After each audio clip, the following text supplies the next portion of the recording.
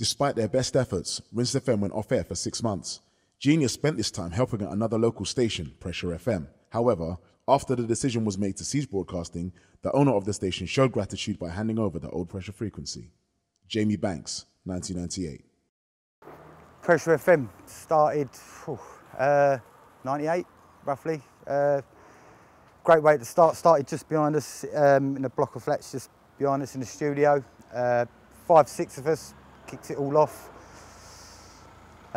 Used the 3 flats behind us as well to rig up and set our transmitters on. G and Slim Fast come into us. I think there was 5 of us who originally started it in the front room, and then G come mainly involved with us in the rigging up, same as Slimsy. And we got better. We got better as a station. The younger was there definitely from the younger side. I was a little bit older than everybody else. Obviously for me it was time to sort of like move on, but we had some good times there.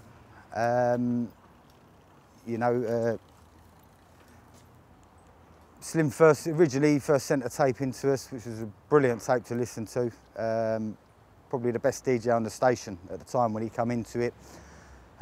G weren't far behind him, and a lot come in with the MCs. They brought in the output crew with them, which were excellent.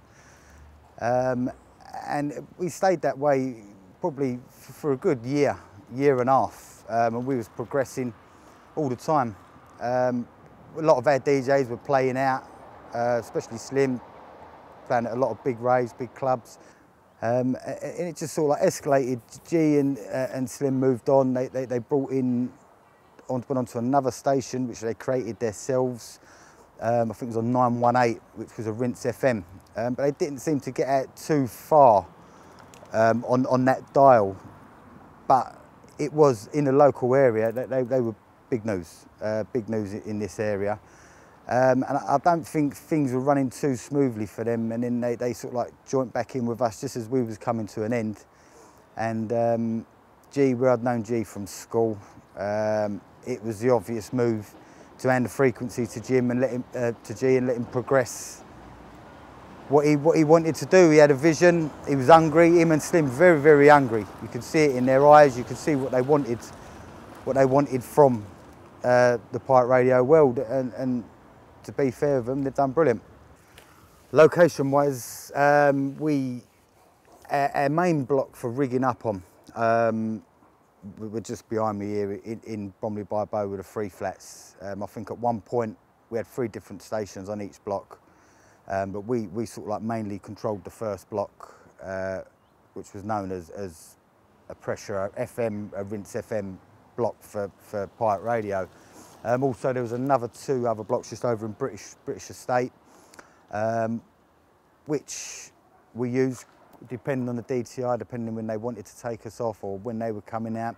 Sometimes we could go through 2 transmitters a weekend, but just setting up and rigging up alone, along with G and Slim, was excellent. Sometimes we have to put G in an harness, we'll lower him down a hole just to drill the transmitter to the wall. You know, so many things going. I think at one point on the block behind us, we was up there one day rigging up.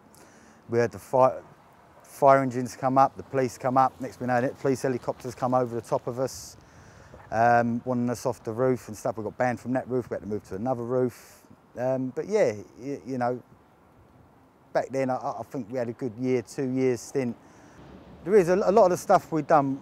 We tried to keep things as professional as possible. It was along with setting up our studios, setting up the tool blocks.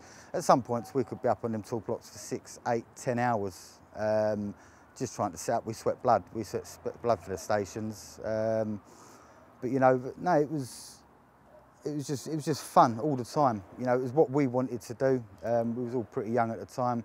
It was what we wanted to do. It was in our blood. We wanted music. We wanted to be heard, and we done that. You know, it was always an uphill battle.